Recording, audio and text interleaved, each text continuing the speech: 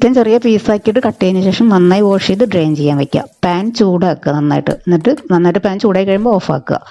അതിനുശേഷം അതിലേക്ക് മല്ലിപ്പൊടി, മുളക് പൊടി, മഞ്ഞൾപ്പൊടി, കുറച്ച് മുഴുവൻ പെരിഞ്ജീരകം, ഗരം മസാല, പെരിഞ്ജീരകത്തിൻ്റെ പൊടി, ആവശ്യത്തിന് ഉപ്പ്, ഇത്രയും കൂടി ചേർത്ത് നന്നായിട്ടൊന്ന് ഡ്രൈ റോസ്റ്റ് ചെയ്യുക.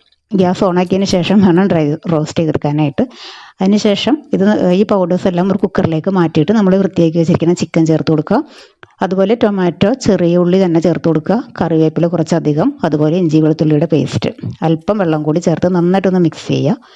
ഒരു വിസിലൊന്ന് വേവിച്ചെടുക്കുക കേട്ടോ.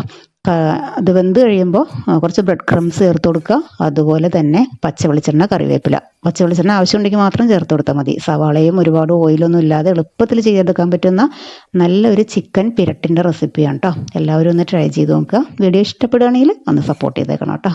താങ്ക്